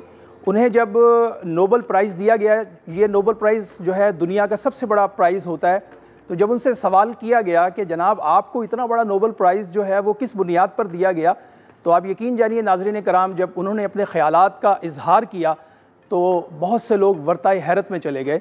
जब उनसे सवाल हुआ कि इतना बड़ा नोबेल प्राइज़ आपको दिया गया है, तो उन्होंने कहा कि बात दरअसल ये है कि मैंने चूँकि कैंसर का इलाज दरियाफ़्त किया तो उस पर मुझे जो है एक इतना बड़ा इनाम से नवाजा गया। तो उनसे पूछा गया कि आपने क्या इलाज दरियाफ़्त किया, तो उन्होंने कहा कि मैंने जब रिसर्च की तो पता चला कि जब इंसान भूखा रहता है और जब उसके जिस्म के अंदर से ग़िज़ा के ज़र्रात ख़त्म हो जाते हैं, वो भूख की कैफ़ियत में मुब्तला होता है, तो उसके जिस्म में जो मौजूद सेल हैं वो जल जाते हैं। और भूख जो है कैंसर के मर्ज़ के इलाज के लिए एक बेहतरीन ज़रिया है, और इसके लिए अगर इंसान 20 से 25 दिन भूख इख्तियार कर ले तो वो कैंसर के इलाज में बेहतरीन मुआविन साबित होती है। और उसने कहा कि ये मैंने मुसलमानों के दीन इस्लाम में रोज़े को जान कर, पढ़ कर, समझ कर ये इलाज दरियाफ़्त किया है। तो मैं समझता हूँ, देखें, एक जापान का साइंसदान मुसलमानों के इस ईमान अफरोज़ महीने से रुए ज़मीन के इंसानों के लिए इतनी बड़ी खैर लेकर आया है कि आज हम मुसलमान कितने खुश नसीब हैं कि हमें ये मुख्तसर सा वक्त मिलता है जिसमें हम अपने आप को भूखा रख के ना सिर्फ बीमारियों से बचा सकते हैं बल्कि अपने आप को तैयार कर सकते हैं आइंदा के लिए। क्योंकि नबी पाक सल्लल्लाहु अलैहि वसल्लम ने फरमाया कि रोज़े में तुम्हारे लिए शिफा है, और एक जगह ये फरमाया आप सल्लल्लाहु अलैहि वसल्लम ने फरमाया कि हर चीज़ की ज़कात होती है और जिस्म की ज़कात जो है वो रोज़ा है। तो बुनियादी तौर पर अगर हम अपने दीन इस्लाम की तरफ देखें तो हम एक ऐसे दीन फितरत के साथ जुड़े हुए हैं कि जहाँ पर सिवाय खैर के कुछ भी नहीं है। आज जितनी साइंस तरक्की कर रही है, जितनी इजादात हो रही हैं, साइंस चीख चीख कर पुकार रही है कि इस वक्त दुनिया का जो अमन है, दुनिया की जो रोशनी है, दुनिया का जो आप कह लें कि आगे बढ़ने का रास्ता है, वो इस्लाम के इन सुनहरी असूलों में छुपा हुआ है। और इस्लाम ही वो वाहिद मज़हब है नाज़रीन कराम जिसे ये मिल गया, वो यहाँ भी खुश नसीब है और वहाँ भी खुश नसीब है। और बांटने से तो देखें खुशियाँ बढ़ती हैं। हमें तो ये बताया गया कि अगर एक हम कोई नेकी करते हैं तो अल्लाह उसको 10 गुना बढ़ा देते हैं। तो मुझे यहाँ पर एक बात याद आई, हज़रत राबिया बसरी अलैहिर्रहमा एक बहुत बड़ी अल्लाह की वलिया गुजरी हैं, उनके यहाँ एक मेहमान आ गया घर में, और घर में एक ही रोटी थी। तो खादमा देख रही थी कि एक रोटी है और मेहमान कई हैं। इतनी देर में दरवाज़े पर दस्तक हुई और मांगने वाले ने कहा कि है कोई अल्लाह के नाम पे देने वाला। तो हज़रत राबिया बसरी ने खादमा से कहा कि वो रोटी उठा के आप जो है फ़कीर को दे दें। तो खादमा कहती है मैं परेशान हो गई कि घर में मेहमान हैं, एक रोटी है, वो भी फ़कीर को देने के लिए कहा जा रहा है। तो आप फरमाती हैं कि मैंने वो रोटी उठाई और फ़कीर को जाके दे दी। थोड़ी देर के बाद दरवाज़े पर दस्तक हुई और राबिया बसरी ने खादमा से कहा जाके देखो दरवाज़े पर कौन है। जब खादमा गई तो उसने देखा कि वहाँ एक शख्स खड़ा हुआ है जिसके पास रोटियाँ हैं। तो उन्होंने राबिया बसरी अलैहिर्रहमा से कहा कि रोटियाँ आई हैं, आपने फरमाया गिनो। तो उन्होंने गिनी तो उन्होंने कहा 9 हैं। उन्होंने कहा हमारी नहीं है, किसी और की हैं। थोड़ी देर बाद फिर दरवाज़े पर दस्तक हुई, फिर वो खादमा गई और फिर जाके उन्होंने कहा कि रोटियाँ आई हैं। हज़रत राबिया बसरी ने फरमाया गिनो। उन्होंने कहा कि 9 हैं। आपने कहा हमारी नहीं है, किसी और की हैं। थोड़ी देर बाद जब तीसरी मरतबा दरवाज़े पर दस्तक हुई तो आपने खादमा को जब भेजा, नाज़रीन कराम ये है इस पूरी गुफ्तगू का क्लाइमेक्स। वो दरवाज़े पर गई और आपने पूछा कौन है, उन्होंने कहा रोटियां आई हैं। तो फरमाया कितनी हैं? फरमाया हैं तो 10 ही, वो पहले भी 10 ही थी। तो आपने कहा ले आओ। तो खादमा ने कहा कि ये माजरा क्या है कि आपने 2 मरतबा जो है वो रोटियां मना कर दी। आपने फरमाया कि जो अल्लाह की राह में एक खर्च करता है अल्लाह उसको 10 देता है। तो बुनियादी तौर पर वो जो 9 आ रही थी वो हमारी नहीं है। तो खादमा ने रोते हुए कहा कि आई तो 10 ही थी, एक मैंने अपने लिए रख ली थी, इसलिए वो मैं आपको 9 बता रही थी। तो बुनियादी तौर पर हमें ये बात समझने के लिए बहुत बड़ी मिसाल हमारे सामने मौजूद है कि अगर हम अल्लाह की राह में एक रोटी, एक कोई नेक अमल करते हैं, कोई किसी को खैरात करते हैं, किसी को एक गिलास पानी पिलाते हैं, किसी को एक खजूर ही खिला देते हैं, तो अल्लाह के यहाँ उसका जो अजर है वो 10 गुना बढ़ा दिया जाता है। तो रमज़ानुल मुबारक में तो वैसे ही ये अजर जो है अल्लाह ताला इसको 70 गुना तक बढ़ा देते हैं।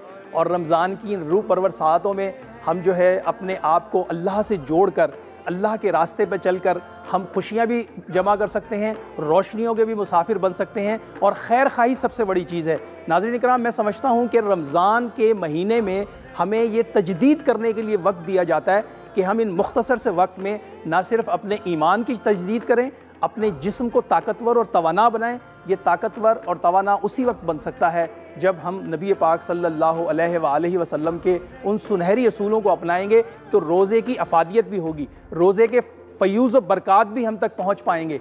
अगर हमने रोज़ा रखा हुआ है और हम वो सारे लघु और फहश कामों में मुब्तला हैं, तो फिर रोज़ा और भूखा और प्यासे रहने का नाम नहीं है। नबी पाक सल्लल्लाहु अलैहि वसल्लम ने फरमाया कि अगर कोई शख्स रोज़ा रखने के बावजूद झूठ बोलना ना छोड़े, कम तोलना ना छोड़े और सारी बुराइयों में मुब्तला रहे, तो फिर अल्लाह को ज़रूरत नहीं है उसके भूखा रहने की। तो शेयरिंग जो है वो हमारी दीन इस्लाम की असास है और हमें इस पर आगे बढ़ना चाहिए, बांटना चाहिए। बांटने में अल्लाह ताला खुश होता है और बांटने ही से खुशियाँ बढ़ती हैं। जी thank you so much, that was absolutely fantastic. जितनी बातें राव साहब ने कर दी है, मैं उसको क्या आगे मज़ीद ऐड कर सकती हूँ, लेकिन ये ज़रूर कह सकती हूँ कि बहुत इंस्पिरेशनल था, बहुत मोटिवेशनल था। Thank you so much sir for being here with us today. Sharing is caring, ये हर रमज़ान और रमज़ान ना भी हो तो हम हमेशा आपसे कहते रहते हैं, बच्चों को भी इस चीज़ें स्कूल्स में सिखाई जाती हैं कि शेयरिंग इज़ केयरिंग, ये ज़रूरी है। तो आई थिंक ये हमारा आज का मैसेज अपने इस प्लेटफॉर्म से रहा था। Thank you so much sir for being with us today. हम एक ब्रेक लेंगे, ब्रेक के बाद वापस आएंगे। बड़ी सी नेकी हमारा एक सेगमेंट होता है, उसको शुरू करेंगे। And there is a gentleman who is here already जो बहुत अच्छा काम कर रहे हैं, सो स्टे ट्यून्ड।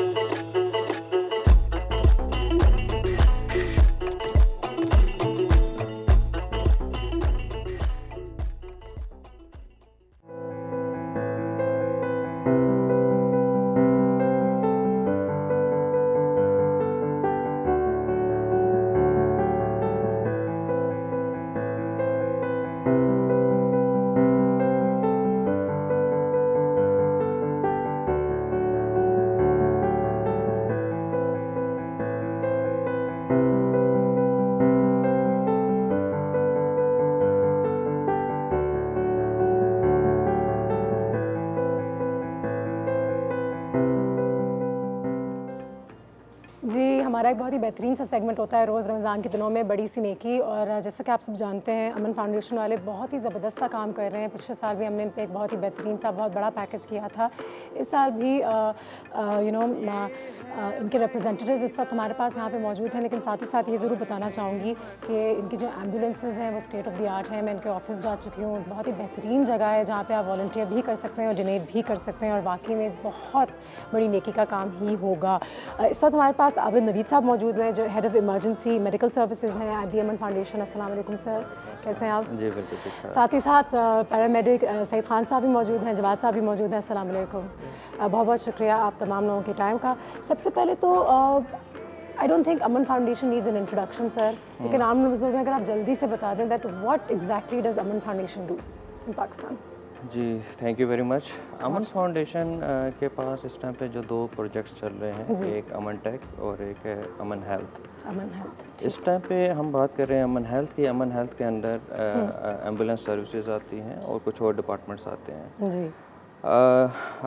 जो अमन हेल्थ EMS सर्विसेज हैं, इसके पास इस टाइम पे 60 एम्बुलेंसेज हैं इन कराची जो राउंड द क्लॉक 24/7 जो है लोगों की खिदमत कर रही हैं। ठीक है। हमारे पास इस टाइम पे जो स्टाफ है तकरीबन कोई 650 के करीब स्टाफ है जो दिन रात मॉर्निंग में, इवनिंग में, नाइट में लोगों की सर्विसेज कर रहे हैं।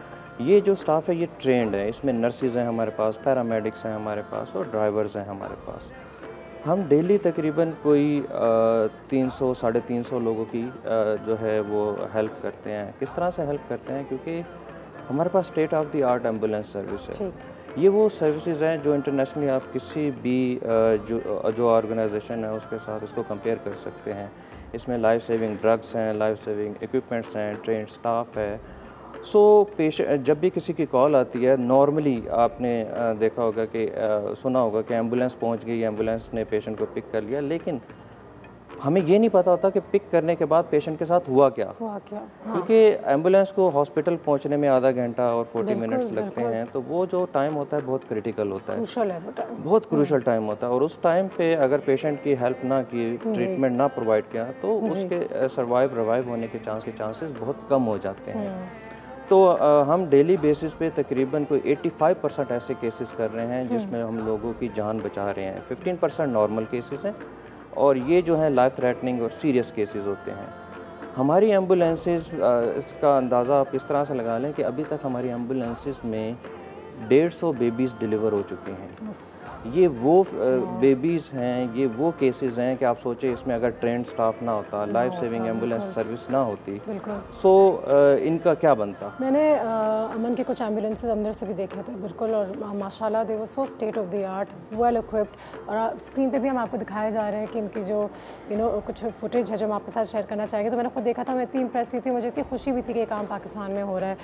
सईद साहब, मुझे बताइएगा कि कल भी जब मैं इफ्तारी के बाद घर जा रही थी तो मैंने एक बहुत बुरा एक्सीडेंट देखा था। एक बाइक वाला गिर गया था, वो बच गया, शुक्र है उसने अपना हेलमेट नहीं पहना था, लेकिन मैं उस पर गुस्सा करी थी उल्टा, बेचारा वो उसका शौक में था। फिर मैं कही तुम हेलमेट क्यों नहीं पहनते हो, उसे मैं सुना रही थी वाकई में। मुझे बताया कि जब ऐसे रोड एक्सीडेंट्स होते हैं तो how do you move the victim, मतलब किस तरीके से आप लोग फ़ौरन उसको हैंडल करते हैं, क्योंकि वो भी बहुत क्रूशल एक। जी बिल्कुल, ये एक बहुत ही बड़ा अलमिया है हमारे मुल्क के अंदर कि लोग खुद से ही जो खुदाई मददगार बनना शुरू हो जाते हैं। हाँ। और ऐसे ही जो है अपने तरीके से जो उठाना है, जबकि इसके लिए एक अमन फाउंडेशन ने अपने एम्प्लॉयज़ को, ख़ास तौर पर पैरामेडिक्स को एक ख़ास ट्रेनिंग दी है जिसे कहते हैं pre hospital trauma life support. ये एक ख़ास ट्रेनिंग है जिसमें उनको सिखाया गया है कि किस तरीके से आपने एक रोड ट्रैफिक एक्सीडेंट को पिक करना है। एक स्पेसिफिक तरीका है जिसे हम कहते हैं लॉग रोलिंग, जो 2 बंदों के सहारे से या 3 बंदों के सहारे से एक स्पेसिफिक और ख़ास अंदाज में उसको सी स्पाइन को अलाइन करके और सर्वाइकल कॉलर पर, एक तो हमारा ईएमटी या ड्राइवर सिर्फ एड को इमोबिलाइज करने के लिए और सर्वाइकल कॉलर को जो है होल्ड डाउन करने के लिए होता है ख़ास तौर पर, ताकि वो सिर्फ अगर माइनर इंजरी भी सर्वाइकल्स में हो जाए या स्पाइनल इंजरी हो जाए तो हमेशा के लिए जो है पेशेंट जो है वो। तो क्या आप ये कहना चाहेंगे राज साहब कि जब एक्सीडेंट्स होते हैं तो फ़ौरन से आप लोगों को कॉल की जाए बनिस्बत इसके कि खुद जाके उठा रहे हैं और रिक्शे में डाल रहे हैं और ये कर रहे हैं वो कर रहे हैं, बताएं। बिल्कुल, जिस तरह सईद साहब ने कहा कि एक बहुत बड़ा अलमिया है। लास्ट टाइम मैंने भी इस तरह देखा था कि एक एक्सीडेंट हो गया था, तो मैं वहाँ से जा रहा था, तो लोग अनकॉन्शियस पेशेंट या अनकॉन्शियस विक्टिम उसे पानी पिलाने की कोशिश करते हैं। ये इंतहाई गलत तरीका है कि आवाम को ये समझना चाहिए कि अमन एम्बुलेंस को कॉल करें और ताकि उनका ट्रेंड स्टाफ जो उनके पास pre hospital trauma life support की ट्रेनिंग है उसे अपने गुलकार लाते हुए पेशेंट को सेफली ट्रांसफ़र कर सकें। हम जैसे आम लोग जो हैं वो किस तरीके से डोनेट कर सकते हैं या क्या कर सकते हैं जिससे हम मदद कर सकें, यू नो? जी बिल्कुल, हर बंदा इसमें अपना कंट्रीब्यूशन कर सकता है। हमारे पास जो हमारा नंबर है 111111823, कोई भी डोनेशन हो तो आप इस नंबर पे कॉल कर सकते हैं। आप एक लाइफ मीन्स आप 5000 भी दे सकते हैं, एक लाइफ भी सेव कर सकते हैं, क्योंकि हमारे पास एक अमाउंट छोटी बड़ी इंटरवेंशन की कॉस्ट तकरीबन 5000 है, तो आप 5000 1000 मिलियन जितना आप कर सकते हैं करें आप, क्योंकि ये आप लोगों के लिए सर्विस है और ये दिन रात लोगों की जो है वो जान बचा रही है। आप सोचें अगर ये भी सर्विस नहीं होगी तो फिर कराची के लोगों का क्या होगा। तो इसलिए जो भी इस चीज़ की इस्तात रखते हैं उनसे गुजारिश है कि वो इसमें बढ़ चढ़ कर हिस्सा लें और इसमें हमारी मदद करें और इंशाल्लाह ताला आप लोगों की मदद के साथ हम इस सर्विस को बहुत आगे लेकर जाएंगे। हीट वेव के लिए भी बहुत सारे ऐसे कॉल्स आती होंगी आपको कि हीट स्ट्रोक हो गया किसी को, तो the response is pretty much the same, 12 minute 13 minute you are there या क्या? नहीं, एक्चुअली नॉर्मली हमारे पास जो कॉल रेशियो है डेली हम 300 के करीब केसेस कैटर करते हैं। नाउ ये जो लास्ट 2 to 3 डेज से हीट वेव चल रही है, इसमें हमारे पास केसेस की नौयत और केसेस की जो क्वांटिटी है वो इंक्रीज़ हो गई है। नाउ हम डेली बेसिस पे 380 370 केसेस कर रहे हैं और ये जो 60-70 केसेस इंक्रीज़ हुए हैं ये हीट वेव की वजह से ही हुए हैं। तो आप खुद सोचें कि ये भी सारा बर्डन इन एम्बुलेंसेस के ऊपर आ रहा है। यही जो स्टाफ आपके सामने खड़ा है ये लोगों को जो है वो हेल्प कर रहे हैं, उनको वाटर डिस्ट्रीब्यूट भी कर रहे हैं, उनको ORS भी दे रहे हैं और उनकी ऑन साइट भी लोगों की हेल्प कर रहे हैं और उनको ट्रीटमेंट प्रोवाइड करते हुए हॉस्पिटलाइज कर रहे हैं। बिल्कुल सही है। सईद भाई के साथ, जवाद भाई के साथ हमारे पास यहाँ पे और 2 पैरामेडिक्स भी मौजूद हैं और ट्रेनिंग आप लोगों की ठीक तरीके से कैसे होती है सर थोड़ा सा मुझे भी बताइएगा। फिर हम CPR की तरफ चलते हैं कि इन केस खुदा न खास्ता हमारे आगे इमरजेंसी हो तो आप और मैं भी अगर हेल्प कर सके तो हमें किस तरीके से करना चाहिए। At least we should know the proper way. जी देखिए, प्रॉपर वे तो ये कि ABCDE, airway, breathing, circulation and don't ever forget glucose, कि आपको कभी नहीं भूलना चाहिए कि पेशेंट को ग्लूकोज देना है। ठीक है। एक पेशेंट जब भी कहीं आपको अनकॉन्शियस मिले तो आपने अपनी पैटर्न जो है ABCDE रखना है। पेशेंट को देखना है कि उनका एयरवे क्लियर है, सही है, उसकी ब्रीथिंग नॉर्मल है और सर्कुलेशन उसकी नॉर्मल होनी चाहिए। ये आपका अप्रोच होना चाहिए। दुनिया में हर साल जो है 60% अमवात कार्डिक अरेस्ट की वजह से होती है, जिसमें से हम पाकिस्तान में सिर्फ 5% को ही बचा पाते हैं, जबकि यूरोपियन कंट्रीज़ इसमें से 40% लोगों को बचा पाती है, क्योंकि उनके पास टेक्निक्स है, उनके स्टाफ ट्रेन है, उनकी प्रॉपर ट्रेनिंग हुई है। तो अगर हमारी भी इस तरह ट्रेनिंग में इजाफा हो और इस किस्म के इंस्टीट्यूट हो अमन की तरह और मजीद लोग आगे आए तो इंशाल्लाह। तो अगर हार्ट अटैक हो तो CPR देखिए काम करता है जी। हार्ट अटैक में ये होता है कि एक आप कार्डिक अरेस्ट में चले जाए। एक तो होता है आपको हार्ट अटैक हुआ है, उसमें आपकी अलग एक ट्रीटमेंट होती है जो हमारे पास मोना की ट्रीटमेंट बैग में होती है। मॉर्फिन, ऑक्सीजन, एंजिसाइड एंड एस्प्रिन हम उसमें अप्लाई करते हैं। लेकिन अगर पेशेंट का दिल रुक जाए और उसके जो है फेफड़े जो है रुक जाए तो 2 वाइटल चीज़ें रुकने से ब्रेन तक ब्लड की सप्लाई रुक जाती है। अगर ब्रेन तक ब्लड की सप्लाई 20 मिनट से ज़्यादा रुकी रही तो ब्लड ब्रेन बैरियर से ब्लड पास नहीं होता और वहाँ तक ऑक्सीजन नहीं पहुँचती। जहाँ ब्लड नहीं जाता वहाँ ऑक्सीजन नहीं जाती। तो CPR में हमारी कोशिश यही होती है कि हम कार्डिक पल्मोनरी रिससिटेशन करें। डेमोंस्ट्रेट करके बता देते हैं कि हमारे लिए आसानी वो जवाद आपको बताएगा। एक तो होता है अमेरिकन हार्ट एसोसिएशन के मुताबिक CPR, एक ये कि हम लोगों को बताएं लेमैन CPR। तो लेमैन CPR के लिए जवाद बताएगा। सबसे पहले तो आपने पेशेंट के जो अगर अनकॉन्शियस हो गया तो उससे रिस्पॉन्स लेना है। Hello hello, are you okay, are you okay. अगर पेशेंट रिस्पॉन्स नहीं कर रहा तो आपने CPR अटेम्प्ट करना है। CPR की लोकेशन ये होती है कि ये लेमैन के लिए मिड निपल लाइन से आपने अपने हैंड को लॉक करना है, फिंगर लॉक करके, और आपने जो है ना कंप्रेशंस देने हैं, फिंगर इंटरलॉक। ठीक है, तो उसमें कम से कम 1 मिनट में 120 कंप्रेशन आपने देने होते हैं।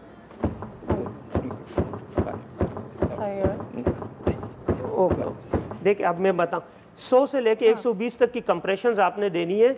और आपने एल्बो को लॉक करना है इसी प्रेशर के साथ आपने देनी है। देखिए जब हम प्रॉपर AHA के मुताबिक, अमेरिकन हार्ट एसोसिएशन के मुताबिक जाते हैं तो उसमें कैरोटिड आर्टरी देखनी पड़ती है, काफ़ी सारी लवाजमात हैं, लेकिन आम लोगों को तो इन चीज़ों का नहीं पता। आप CPR के लिए जब भी जाए आप अपने 360 एंगल के दायरे में देखें कोई हैजर्ड्स तो मौजूद नहीं है। सबसे पहले तो आई थिंक आप हीरोइज्म और अपना खुद हीरो बनने की ज़रूरत नहीं होती, क्योंकि अगर आप सीन में ऐसे ही इंटर हो गए और वहाँ बिजली के तार या कोई और इस तरह के हैजर्ड्स मौजूद हुए तो आपके लिए खुद ही नुकसानदेह हो सकते हैं। आप सीन में इंटर हुए, 360 का जायजा लिया, फिर आपने CPR कर दिया और जो है लेमैन CPR में आपने सिर्फ कंप्रेशन है। लेकिन CPR स्टार्ट करने से पहले आप मोबाइल पे 10-21 मिलाए और मोबाइल को स्पीकर पे रख दें ताकि अमन की गाड़ी जब तक पहुंचे तो कोई भी लेमैन जब तक CPR कर रहे हैं आपको टाइम सर्वाइव कर रहे हैं तब तक, क्योंकि वाइटल ऑर्गन तक ब्लड की सप्लाई भी जा रही होगी। जब एम्बुलेंस पहुंच जाएगी फिर एम्बुलेंस में एक खास मशीन होती है जिसे हम कहते हैं AED।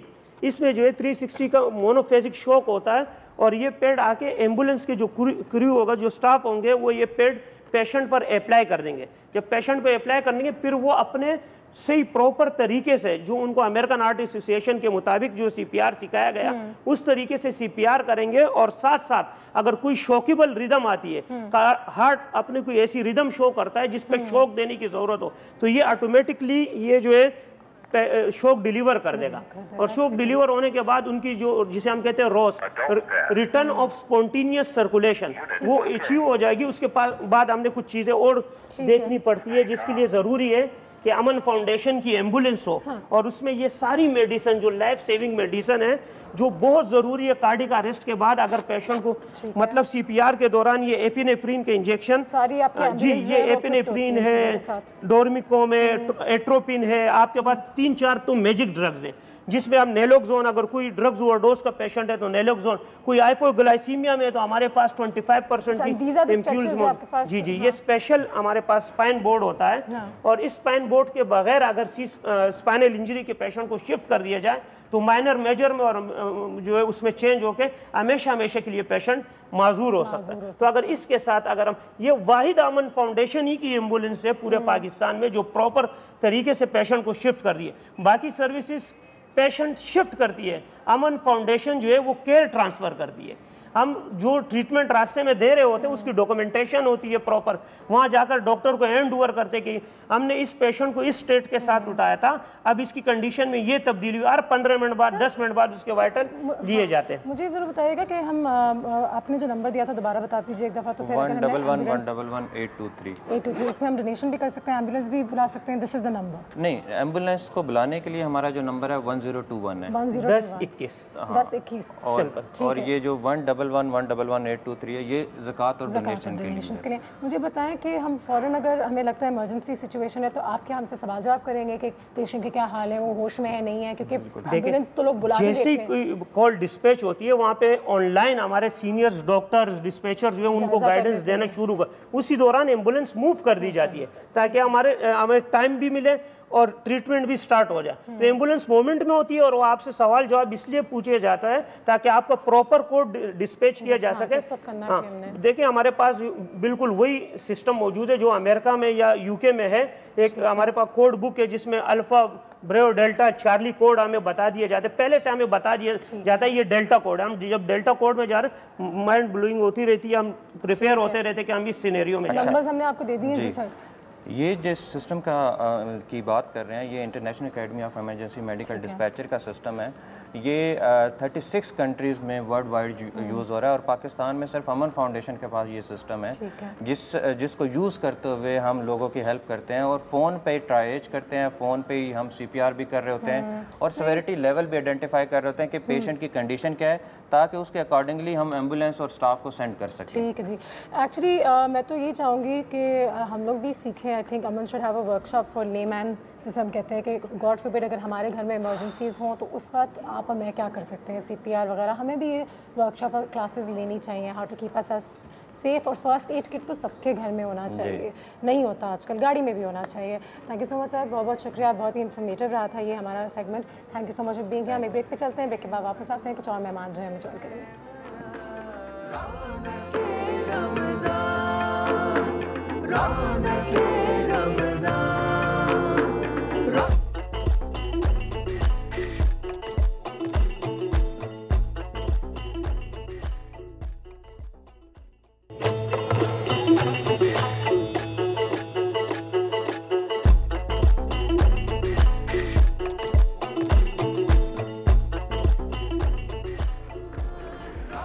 Welcome back. जैसे कि आप सब जानते हैं रमज़ान के हवाले से आज हमने थोड़ी सी बात की about the heat stroke, heat wave, ये जो तमाम चीज़ें इससे कैसे बचना चाहिए, साथ ही साथ शेयरिंग की क्या इंपॉर्टेंस है। एक बहुत ही बड़ा इदारा है इंडस हॉस्पिटल के नाम से, जितने पाकिस्तानीज़ हैं इस इदारे को जानते हैं एंड माशाल्लाह ये ज़बरदस्त सा काम करता है एंड बहुत एरियाज़ में काम करता है और बहुत अरसे से काम करते आ रहा है एंड अब एक बहुत ही बड़ी ऑर्गेनाइजेशन बन चुकी है। इस वक्त हमारे साथ परवेज़ अहमद साहब हैं जो इंडस हॉस्पिटल के एग्जीक्यूटिव डायरेक्टर हैं। अस्सलाम वालेकुम सर। वालेकुम सलाम। बहुत शुक्रिया आपका टाइम का, thank you so much for being here today. Sir थोड़ा सा हमें इंडस हेल्थ नेटवर्क के बारे में बताइएगा। इंडस हॉस्पिटल 2007 में एक अस्पताल के तौर पे शुरू हुआ था और उसके पीछे आइडिया ये था कि आप बिल्कुल फ्री इलाज जो है वो जो कि नॉर्मली जो गवर्नमेंट की जिम्मेदारी होती है कि आप लोगों को, तमाम लोगों को इंडिस्क्रिमिनेट जो है वो फ्री केयर प्रोवाइड करें। हाँ, तो वो हमने फ्री केयर के साथ इसको स्टार्ट किया 2007 में। अल्हम्दुलिल्लाह अब इंडस अस्पताल एक ग्रो करके अब एक नेटवर्क बन गया है। हाँ, और इस वक्त हमारे तकरीबन 3 प्रोग्राम्स हैं जो कि चल रहे हैं इस नेटवर्क के अंदर में। एक हमारा है हॉस्पिटल्स हैं, तकरीबन 12 के करीब अस्पताल हैं इंडस हॉस्पिटल। जी 2007 से देखें। जी 2007 से हमने शुरू किया था। इस वक्त हमारे 3 अस्पताल कराची में हैं और उसके बाद 5 अस्पताल लाहौर के अंदर हैं, मुजफ्फरगढ़ के अंदर हैं, लाहौर में, मुल्तान में हैं और सिविल हॉस्पिटल बदीन। हमारे पास ये 2 किस्म के अस्पताल हैं। एक तो वो अस्पताल है कि जो अस्पताल मैनेज कर रहा है और फाइनेंस कर रहा है, लेकिन कुछ अस्पताल ऐसे हैं कि जो कि गवर्नमेंट की पार्टनरशिप में चल रहे हैं, जहाँ गवर्नमेंट ने अपने हॉस्पिटल्स इंडस को दिए हैं और इंडस उनको मैनेज कर रहा है। इंडस जी, क्योंकि इसमें एक्चुअली आइडिया ये था कि end of the day the end beneficiary should be the public at large. और इंडस का एक और आइडिया ये था कि इंडस ये करे कि जो एग्जिस्टिंग रिसोर्सेज है उनको यूटिलाइज करे। बिल्कुल सही। जिस वक्त हमारा ये हमने काम शुरू किया गवर्नमेंट से, हमारे पास एग्जिस्टिंग स्टाफ इसको ट्रेन करें, उनको बेहतर बनाएं, एग्जिस्टिंग स्टाफ है इसको ट्रेन करें, एग्जिस्टिंग फाइनेंशियल रिसोर्सेज हैं आप उन तमाम, क्योंकि हमारा जो बहुत बड़ा इशू है पाकिस्तान में वो गवर्नेंस का है, मैनेजमेंट का है। रिसोर्सेज बहुत सारी दफ़ा मौजूद होती हैं, लेकिन चूँकि आप उसको सही तरह गवर्न नहीं कर पा रहे हैं या सही तरीके से मैनेज नहीं कर पा रहे हैं, तो जब ये गवर्नमेंट के साथ हमारे पास ये अपॉर्चुनिटी आई कि हम गवर्नमेंट के साथ काम करें, तो हमने उस वक्त ये एनालाइज़ किया कि गवर्नमेंट के पास जो रिसोर्सेज हैं वो पब्लिक रिसोर्सेज हैं, अगर हम उनको सही तरीके से चैनलाइज कर दें। इंडस के तमाम अस्पतालों की दो खसूसियात होती हैं, एक तो ये कैशलेस हॉस्पिटल है, यानी कि किसी किसी को कैश काउंटर नहीं है, ठीक है, और ये पेपरलेस अस्पताल है। पेपरलेस का मतलब ये है कि एक मरीज़ जब आता है तो उसको एक नंबर इशू होता है, everything is then maintained in the system, और इलेक्ट्रॉनिक रिकॉर्ड्स वगैरह। तो ये जितने भी अस्पताल हम मैनेज कर रहे हैं ये सारे के सारे अस्पताल जो हैं ये पेपरलेस और कैशलेस हॉस्पिटल हैं।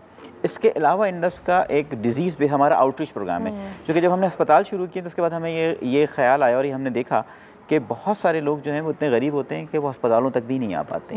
नंबर 1। नंबर 2 ये कि बहुत सारे ऐसे अमराज होते हैं, मरीज़ ऐसे होते हैं जिनको अगर प्राइमरी केयर सही तरीके से मिल जाए, यानी कि उनके डोर स्टेप पर बेसिक ट्रीटमेंट मिल जाए, तो उनको अस्पतालों में न जाना पड़े। जब आपको अस्पतालों में जो इतना रश नज़र आता है, तो हमारा एक डिजीज़ बेस्ड प्रोग्राम है जिसमें हम TB, मलेरिया और HIV की ट्रीटमेंट करते हैं। वो तकरीबन 41 डिस्ट्रिक्ट के अंदर है वो प्रोग्राम, जहाँ पर हम कम्युनिटी में जाते हैं, वहाँ जाके पेशेंट को आइडेंटिफाई करते हैं, उसको डायग्नोस करते हैं, उसके बाद हमारा हेल्थ वर्कर जाके उसको ट्रीट करता है। So these and then we also have now primary health care centre. बिल्कुल, मैं उसके बारे में पढ़ी रही थी, प्राइमरी और सेकेंडरी केयर दोनों चीज़ें। जी, आइडिया उसका ये है कि हेल्थ का जो पिरामिड है उसके अंदर it starts with primary care and it goes up to tertiary care. All of it is free of cost? Everything is free. So when you hear the name of Indus, it means that no cash, nothing involved. No, nothing is involved in the whole system. इस वक्त हम तकरीबन 1,60,000 मरीज़ों का माहाना इलाज कर रहे हैं। It's like around 2.4 million patient year Indus is treating through this number. Believe it, माशाल्लाह। और ये देखें फ्री ऑफ कॉस्ट है सर। अगर हम डोनेट करना चाहें तो हम देखिए इसको डोनेट करने के लिए आप एक तो डायरेक्टली सबसे आसान तरीका है हमारी हेल्पलाइन उस पर कॉल कर सकते हैं 111-111-880 पे। किसी भी बैंक की ब्रांच के अंदर जा सकते हैं, हमारी वेबसाइट के ऊपर जा सकते हैं, वेबसाइट है indushospital.org.pk। सो इन तमाम तरीक़ों से किसी भी तरीके से जो है जो कराची या लाहौर में जो भी डोनर्स हैं वो इस नंबर पर जैसे मैंने आपको बताया वो कॉल कर सकते हैं and they can engage with the Indus. मेरी एक और रिक्वेस्ट होती है कि जब आप बहुत सारे लोग ऐसे हैं जिन्होंने इंडस का नाम सुना हुआ है लेकिन उनको बहुत डिटेल नहीं पता है, तो हम ये कहते हैं सीइंग इज़ बिलीविंग, कि लोग खुद आएँ। और स्पेशली मैं रमज़ान के हवाले से ज़कात का जो एक वो है, हाँ यहाँ पे बिल्कुल बताइए। जी मैं आपको बताता हूँ। देखें एक बड़ा इंपॉर्टेंट फैक्ट है कि बहुत सारी दफ़ा हमारी जो ज़कात है, जो हम ज़कात दे रहे होते हैं, एक तो ये है कि ऐसा नहीं है कि आप किसी ऐसे आदमी को जिसको आप जानते हैं उसको ज़कात दें, लेकिन इसके अलावा जो एक साइजेबल अमाउंट ऑफ ज़कात जो आ रहा है उसको अगर आप इदारों को देंगे तो उससे एक फ़ायदा ये होता है इदारों को देने से कि वो लोग अगर आप देखें किसी भी गरीब आदमी के तीन इश्यूज़ होते हैं। एक उसका एजुकेशन का मसला है, एक उसका हेल्थ का मसला है, और तीसरा मसला ये होता है कि उसको राशन चाहिए या डेली ग्रॉसरी चाहिए। तो अगर आप इदारे से मजबूत करें, जैसे इंडस जैसे इदारे जहाँ पे free of cost treatment provide की जा रही है, या स्कूलों के अंदर एजुकेशनल इंस्टीट्यूशंस को प्रमोट करें। एक नंबर है 2016 की PCP की रिपोर्ट है कि पाकिस्तान में 250 अरब रुपए की ज़कात गई। उस 250 अरब रुपए में से 70% जो ज़कात थी वो इंडिविजुअल टू इंडिविजुअल गई है। अगर इस ज़कात को आप चैनलाइज कर सकें तो हम ऐसे इदारे क्रिएट कर सकते हैं इंडस जैसे, कि जो लोगों को फिर बग़ैर इज़्ज़त नफ्स मजरूह किए बगैर जो है उनका वो किया जा सकता है। ठीक है जी सर, हमारे पास टाइम इतना ही था अनफॉर्चुनेटली, लेकिन जाते जाते अगर आप हमारी पब्लिक से जितने लोग इस वक्त आपको देख रहे हैं उनको कुछ कहना चाहें इंडस हॉस्पिटल के, like you said seeing is believing, तो हम आके ज़रूर जी इंडस के साथ हमारी बहुत सारी दफ़ा लोग पूछते हैं कि आप बिल्कुल फ्री ऑफ कॉस्ट इदारा चला रहे हैं, आपकी सस्टेनेबिलिटी क्या है। एक तो हमारी सस्टेनेबिलिटी आवाम है, लोग हैं। अब आपको प्लीज़ डोनेट हमने 60 मिलियन हमने तकरीबन 6 अरब रुपए लास्ट ईयर कलेक्ट किए थे। Pakistanis are one of the most generous nation in the world. ऐसी एग्जांपल्स कहीं पे नहीं है। इवन इंडस जैसा जैसे एक जनरल हॉस्पिटल 100% फ्री, दुनिया में ऐसे कहीं एग्जांपल्स नहीं है। ये सिर्फ पाकिस्तानी नेशन है which is supporting us, so continue to support us and then actually you will also engage your children. अपने बच्चों को भी जो वॉलंटियरिज्म है इसके अंदर इसके साथ एसोसिएटेड है उसमें एसोसिएट करें। Thank you so much sir, बहुत बहुत शुक्रिया, थैंक यू। टाइम हमारे पास कम था, बहुत सारी बातें हैं, लेकिन इंशाल्लाह दोबारा आपको इन्वाइट करेंगे। अपना बहुत ख्याल रखेगा, sharing is caring and save yourself from the heat wave.